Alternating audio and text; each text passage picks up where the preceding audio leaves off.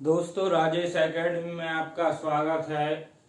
आज हम मैट्रिक्स के क्वेश्चन सॉल्व करेंगे। चलो दोस्तों, ओके, अपन क्वेश्चन सॉल्व कराएं। तो अपने क्वेश्चन है निम्नलिखित मैट्रिक्स की कोटि लिखिए। ओके, अपन ने क्या बताना है? Order, right on order following matrix. तो अपन ने क्वेश्चन दे रखा है सबसे पहले ए पार्ट 5। तो अपन लिखेंगे 5 की कोटि।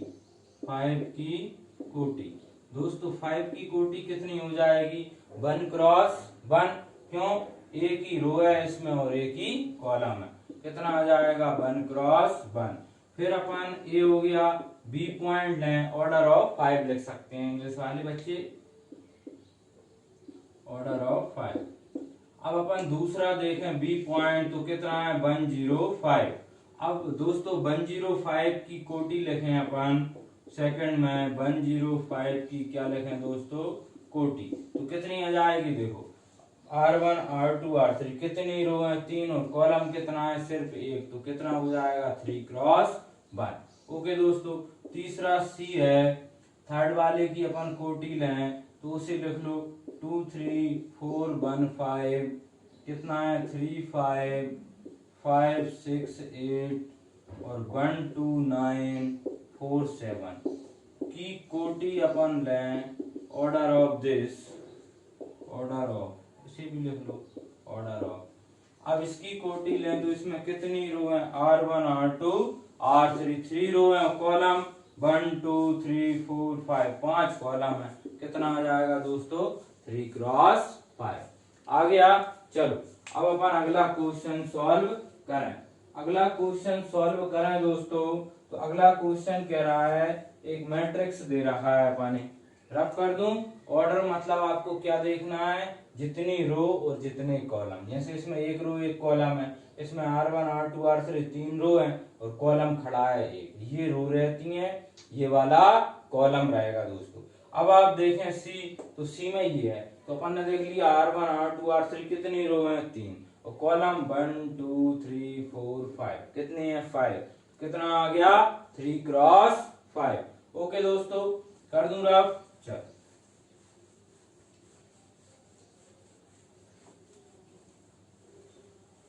अब दोस्तों क्वेश्चन नंबर सेकंड में एक अपने मैट्रिक्स दे रखा है। ओके, और ये कह रहा है 3 4 चीजें फाइंड करना है उसके लिए। क्वेश्चन नंबर सेकंड है matrix A is equal to A1X। Okay दोस्तों, 2 है, √3 है और x² माइनस y, 0 है, 5 है और माइनस का 2/5। दोस्तों ये कह रहा है find the following order of matrix, मतलब अवयवों की कोटि निकालना है, नंबर ऑफ एलिमेंट, अवयवों की संख्या निकालना है और एलिमेंट्स फाइंड करना है। 3 चीजें निकालना है। पहला क्या कह रहा है? ऑर्डर ऑफ मैट्रिक्स, ठीक है, अवयव की कोटि, अवयव की कोटि। अवयव की कोटि देखें कितनी होगी? R1 R2 R3 3 रो है, कॉलम C1 C2 C3, तो दोस्तों क्या हो जाएगा? 3 क्रॉस 3। पहले का आंसर हो गया। बी पॉइंट कह रहा है नंबर ऑफ एलिमेंट्स। क्या कह रहा है? Number of elements. दोस्तों अवयवों की संख्या पूछ रहा है, अवयवों की संख्या। अवयवों की संख्या में अपन क्या लिखेंगे? अवयवों की संख्या निकालने के लिए कितनी रो है? R1 R2 R3 3, और कॉलम भी कितनी है? 3, तो कितने हो जाएंगे? 9 हो जाएंगे। ठीक है, रो और कॉलम का मल्टीप्लाई कर दो। तीसरा कह रहा है सी में 3 चीजें फाइंड करना है, एलिमेंट्स A12 A13, और दोस्तों ये कह रहा है A23 और A31, A23 एंड A31 ज्ञात करना। ठीक है, अब अपन इनको निकालना है। तो देखो दोस्तों, इसका यदि अपन एक कंपेयर करें तो ये मैट्रिक्स किससे कंपेयर होगा? A11 A12 A13, A21 A22 और A23, A31 A32 और A33। इससे आप इसे कंपेयर कर दो। A11 A12 A13, A11 A12 A13, अपने वैल्यू किसकी निकालना है? A12 की। तो A12 सेंटर वाला क्या हो जाएगा? A12 का मान 1। फिर अपन A23 निकालना। A23 कहाँ है? सेकंड रो का लास्ट एलिमेंट R1 R2, दूसरी रो का लास्ट एलिमेंट ये है, इससे कंपेयर कर दो। A23 कितना आ जाएगा?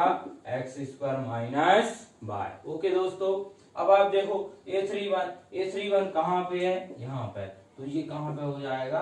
यहाँ पे। तो A31 की वैल्यू क्या आ जाएगी?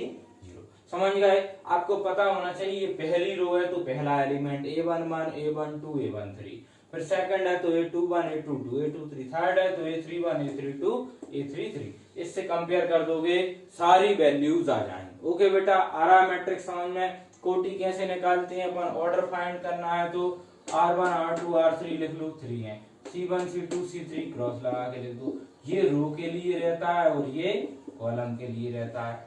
आ गया? तो ऑर्डर फाइंड करना कितना सरल है, जितनी रो हो पहले उन्हें लिख दो, क्रॉस लगा, जितने कॉलम हो उसे ऑर्डर आ जाएगा। अवयवों की संख्या, इसका मल्टीप्लाई कर दो, नंबर ऑफ एलिमेंट्स, मतलब अवयवों की संख्या फाइंड हो जाएगी।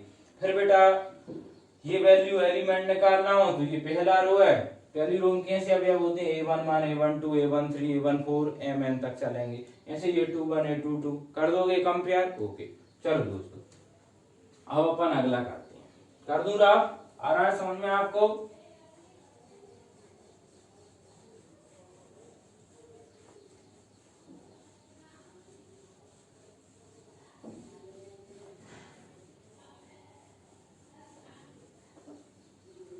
दोस्तों तीसरा क्वेश्चन कह रहा है, यदि किसी मैट्रिक्स में 28 अवयव हों, ठीक है, तब इसकी संभव कोटियां लिखिए।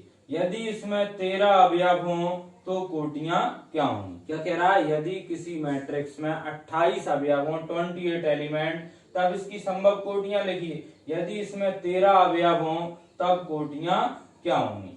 तो इसमें एक लाइन लिखना पड़ेगी, आप वो लाइन नोट कर लीजिए। चूंकि m क्रॉस n कोटियों के अवयव में, चूंकि m क्रॉस n कोटियों के अवयव में अवयवों की संख्या, ऐसा लिखना पड़ेगा, चूंकि m क्रॉस n कोटियों के अवयव में अवयवों की संख्या, लिख लो ऐसा, अवयवों की संख्या mn होती है। क्या लिखोगे? mn होती है। देख लिया दोस्तों? इसलिए 28 अवयवों वाले अवयव में निम्नलिखित कोटियां होंगी। इसलिए 28 अवयव, 28 अवयवों वाले अवयव में, अवयवों वाले अवयव में निम्नांकित कोटियां। दोस्तों कैसी कोटियां होंगी? देखो 28 इंटू 1 कर दो, ठीक है, फिर दूसरा 1 का मल्टीप्लाई 2 का जाएगा तो 14 इंटू 2 हो जाएगा, ठीक है। अब 3 का नहीं जा रहा है, इसमें 4 का जा रहा है तो 7 इंटू 4 हो जाएगा। आ रहा है समझ में? अब 5 6 नहीं जाएगा तो अब इन्हें पलट देंगे, 7 इंटू 4 हो जाएगा, 2 इंटू 14 हो जाएगा, और 28 है तो 1 इंटू 28 हो जाएगा। तो इस तरीके से अपन ने इसमें देखा 6 हो जाएंगे, 2 4 6। देखो m क्रॉस n कोटियों के अवयवों की संख्या क्या होती है? m इंटू n करने पर वही वैल्यू आ जाए। इसलिए 28 अवयवों वाले अवयव में निम्नांकित कोटियां होंगी। कैसी? 28 से कम, 28 14 दूनी 28 7 चौको 28 7 चौको, अच्छा 2 बार लिख दिया तो 4 7 28 लिख देंगे, और 2 इंटू 14 कर दो 28, 1 इंटू 14, ठीक है। अब वो ये कह रहा है क्वेश्चन अपन से कि यदि इसमें 13 अवयव हों तो कोटियां कितनी होंगी? तो अपन लिखेंगे इसी प्रकार, यदि अवयव में 13 अवयव हों तब 13 एकम 13, 2 ही होंगी। क्या लिख दोगे यहाँ? इसी प्रकार यदि अवयव में 13 अवयव, ठीक है, 13 अवयव हों तब क्या होंगे? पहले 13 इंटू 1 कर दो और 1 इंटू 13, बस यही 2 कोटियां होंगी। ओके, तो आ गया समझ में। कितने भी एलिमेंट हो आपका टारगेट क्या होना चाहिए, जैसे 28 था, आप यहां समझिए 28 में अपन एक तो 1 का ही जा रहा है, 28 आ गया। अब 2 का जा रहा है, क्या 2 एकम 2 14 आ गया, आ गया। 2 के बाद 3 का जा रहा है, नहीं जा रहा, 4। अच्छा, इस तरीके की बजाय 28 में डिवाइड करके देख लो, 1 28 आ रहा है। 2 का करेंगे 14 आ रहा है। 3 का नहीं जा रहा 28 में, 4 का जा रहा है, कितना आ रहा है 7 आ रहा है। 28 में 5 का नहीं जा रहा, 6 का नहीं जा रहा, फिर 7 का जा रहा है, तो 7 चौको 28। फिर 28 में कितने का जा रहा है, 2 का 14। फिर 28 में कितने का जा रहा है, 1 का, तो 28। ठीक है, तो ऐसा रख लो 28 इंटू 1, 14 इंटू 2, 7 इंटू 4, फिर 4 इंटू 7, फिर 14 इंटू 2 और 28 एकम 28। ऐसे ही 13 में अकेला 13 ही का डिवाइड जा रहा है, 13 एकम 13, 13 में डिवाइड करके देखो, एक का ही जा रहा है, 13 क्रॉस 1 लिख लिया। अब 13 में 2 3 4 किसी का नहीं जा रहा, 13 ही का जा रहा है, 1 इंटू 13 बराबर क्या आ गया, हो गया क्लियर। अब दोस्तों अपन अगला क्वेश्चन सॉल्व करेंगे।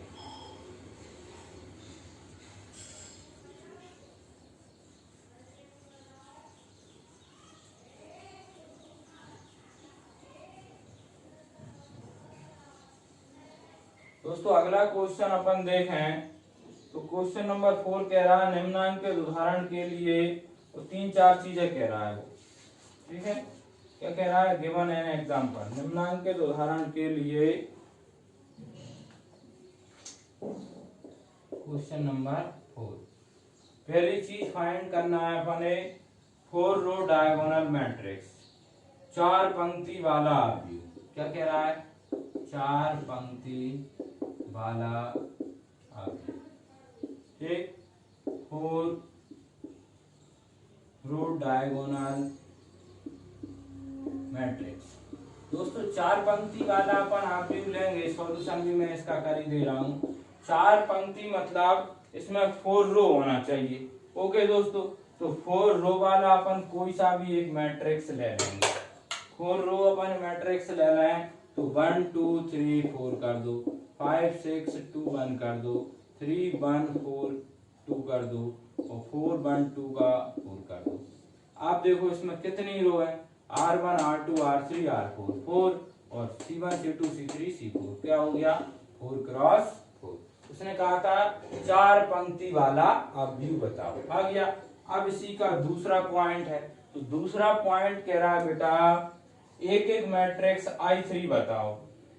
Okay, unit matrix I3। Second part क्या कह रहा है अपना, एक एक आव्यूह I3।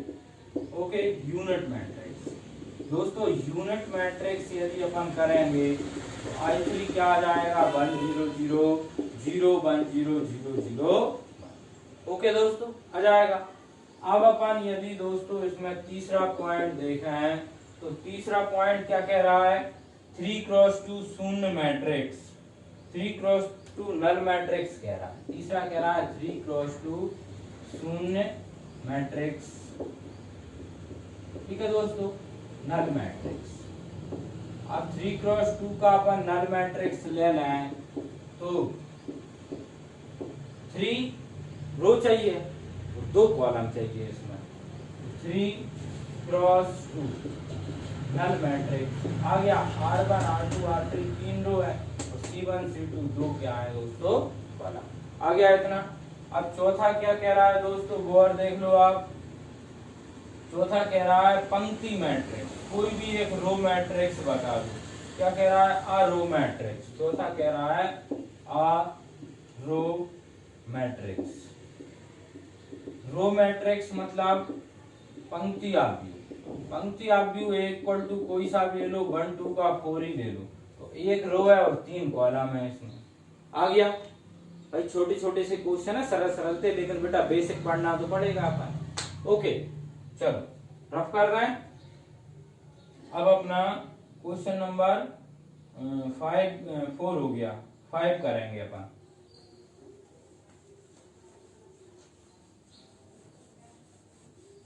मजेदार क्वेश्चन हो जाएंगे सेकंड एक्सरसाइज से, इसमें भी है कुछ बेसिक है बेटा, ये बेसिक भी पता होना चाहिए, कितने रो हैं, कितनी ऑर्डर है, क्या क्या है इसमें। अब क्वेश्चन नंबर 4 कह रहा है, नहीं 4 हो गया, 5। उदाहरण दीजिए ऐसा विकर्ण आव्यूह जो अदिश ना हो। ठीक है, क्वेश्चन नंबर 5 का फर्स्ट है, अ diagonal matrix which is not scalar. क्या कह रहा है बेटा, ऐसा विकर्ण आव्यूह जो अदिश ना हो।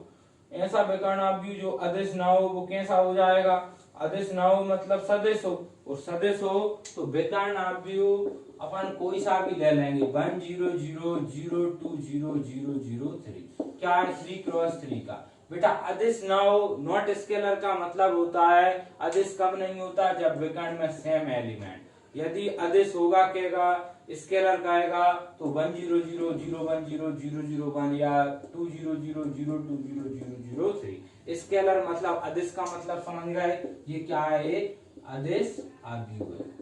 Okay, scalar matrix. क्वेश्चन कह रहा है एक ऐसा उदाहरण दीजिए जो अदिश ना हो। ओके दोस्तों, अदिश ना हो तो क्या होगा, वो 1 0 0 0 2 0 0 0 3, ये पहला हो गया। दूसरा सेकंड कह रहा है क्वेश्चन में, सेकंड पॉइंट, ऐसा पंक्ति आव्यूह जो स्तंभ आव्यूह भी हो। मतलब ऐसा अपने पंक्ति आव्यूह बताना जो स्तंभ हो, मतलब रो के साथ कॉलम भी हो। A row matrix which is also a column matrix. Okay, ऐसा पंक्ति आव्यूह जो स्तंभ भी हो। क्या कह रहा है, ऐसा पंक्ति आव्यूह जो स्तंभ भी हो। ठीक है, तो अपन ने row matrix is also column matrix कह रहा है, वो row matrix is also column matrix. कैसा होगा, कोई भी एक मैट्रिक्स ले लो, मान लो अकेला अपन ने 2 रख दिया, 1 क्रॉस 1, ये रो तो है ही लेकिन कॉलम भी है, क्यों, एक रो और एक कॉलम है इसमें, इसे अपन रो मैट्रिक्स भी कहेंगे और कॉलम मैट्रिक्स भी कहेंगे। हो गया क्लियर। जैसे ये कह रहा था अदिश आव्यूह, स्केलर मैट्रिक्स क्या होता है, स्केलर डायगोनल है, अदिश विकर्ण आव्यूह। ठीक है, डायगोनल, डायगोनल मैट्रिक्स में सिर्फ विकर्ण में अवयव होते हैं और अदिश में, और सदिश में हो जाती हैं क्या, पूरे सेम सेम एलिमेंट। चलो अब अगला क्वेश्चन कह रहा है,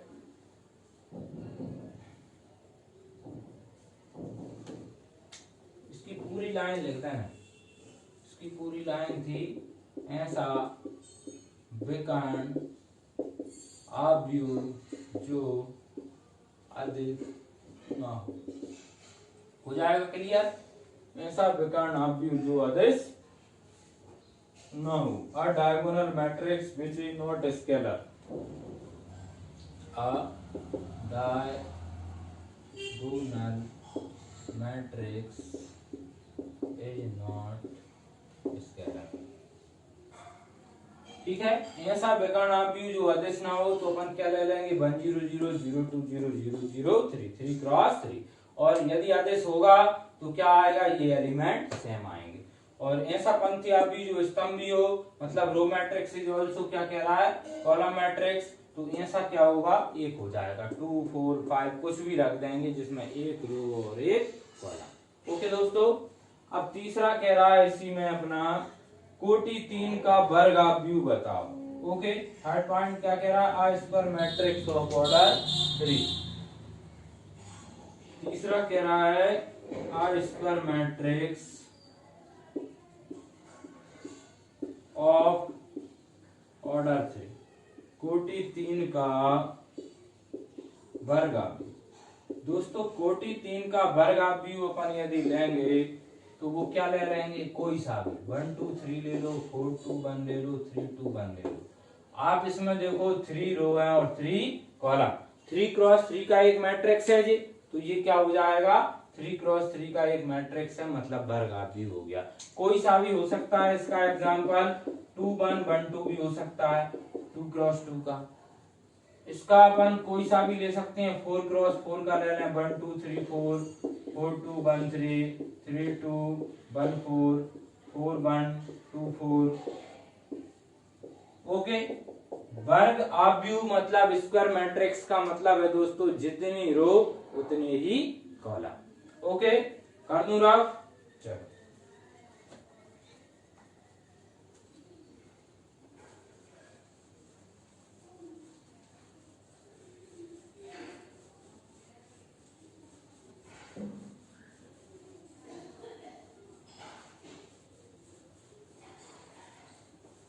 अगला क्वेश्चन है दोस्तों, निम्नांकित समीकरणों के आधार पर x, y और z के मान ज्ञात कीजिए। क्वेश्चन नंबर 6 कह रहा है find x, y, z satisfying the equation. x, y, z की वैल्यू निकालना है। तो पहला है इसका x plus y x minus y और यहाँ है 8 और 4। क्वेश्चन नंबर 6 का फर्स्ट। ओके बेटा, चलो एक्स वाई की वैल्यू अपन फाइंड करते हैं। इसमें से एक्स वाई की वैल्यू फाइंड कराएं तो सॉल्यूशन में क्या आ जाएगा, x plus y equal to 8 equation first और x minus y equal to 4 equation second. 10th में एलिमिनेशन मेथड पढ़ा होगा आपने। ओके, तो अपन उसके अनुसार यदि इसे ऐड कर रहे हैं फ्रॉम इक्वेशन 1 प्लस क्या कर दें दोस्तों 2, क्या आ जाएगा x प्लस वाई 8 है और x माइनस वाई कितना है 4, कट गया। 2x की वैल्यू 12 आ गई, x की वैल्यू कितनी आ जाएगी दोस्तों 6। अपन फ्रॉम 1 लिख लें, x प्लस वाई 8 है, इसमें पुट कर दो x की वैल्यू 6, 6 प्लस वाई 8 आ जाएगा तो y आ जाएगा 8 माइनस 6 मतलब कितना आ जाएगा 2। ओके, तो x की वैल्यू कितनी आ गई 6 और y की वैल्यू क्या आ गई दोस्तों 2 आ गई अपनी। अब अपन अगला निकालें, इसका 3-4 पार्ट है दोस्तों इसमें।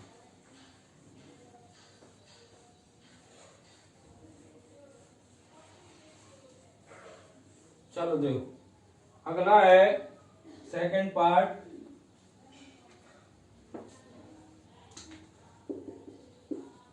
ये कह रहा है x माइनस 3 7 0 माइनस का 5 is equal to eight 2x plus 5 7 0 और 3y माइनस 7। अब बेटा अपन इसे करें कंपेयर, तो ये आ जाएगा कितना आपका सॉल्यूशन किया x माइनस 3 का किससे हो जाएगा 2x प्लस 5 से, फर्स्ट का फर्स्ट से ही कर दो। तो इसमें अपन ऐसा करें कांस्टेंट उस साइड ले जाएं, तो ये जाएगा कितना माइनस 3 माइनस का 5 और ये जाएगा 2x माइनस x, तो माइनस 8 आ जाएगा x, तो x की वैल्यू दोस्तों कितनी आ जाएगी माइनस 8। अब 7 7 कंपेयर कर दो 0 0, ये वाला कर दो minus 5 equal to 3y minus 7, तो माइनस 5 प्लस 7 कितना हो जाएगा 3y, 2 आ जाएगा 3y, तो y की वैल्यू कितनी आ जाएगी दोस्तों 2y आ गया। चलो स्क्रीनशॉट लेके जाना। अगला निकाले अपन, छोटे छोटे क्वेश्चन है दोस्तों हैं शायद। चलो अब इसका अगला पार्ट है तीसरा पार्ट है दोस्तों x plus y plus z, x plus y और y प्लस जेड। ये क्या कह रहा है 7 5 और 3। ओके, चलो इसे निकालें अपन दोस्तों, तो इसका सॉल्यूशन कैसा आ जाएगा x plus y plus z is equal to 7 आ जाएगा। Equation first x plus y equal to 5 equation second और y plus z equal to 3 equation third. अपन फ्रॉम इक्वेशन कर दे रहे दोस्तों 1 माइनस 2, समीकरण 1 में 2 को घटा दो, x plus y plus z का मान 7 है और x प्लस वाई कितना है 5, माइनस करो कट जाएगा, x x y y cut गया, z की वैल्यू कितनी आ गई 2। अब z की वैल्यू जो 2 आ गई वो इसमें रख दो, पुट z इक्वल टू 2 इन 3, तीसरे में रखो y प्लस 2 इक्वल टू 3, तो y आ जाएगा 3 माइनस 2, y की वैल्यू कितनी आ गई 1। अब दोस्तों y की वैल्यू रख दो 2 में तो x निकल आएगा, put y equal to 1 in equation second, x plus 1 आ गया 5, तो x आ गया 5 माइनस 1 मतलब 4। आ गया आंसर, कोई दिक्कत तो नहीं आई, कोई डाउट तो नहीं है। चलो दोस्तों अब एक क्वेश्चन और है इसमें, उसे और कर दे रहा है, एनसीईआरटी में आया है, फिर 2 बचेंगे वो अपन नेक्स्ट क्लास में करेंगे। ओके चलो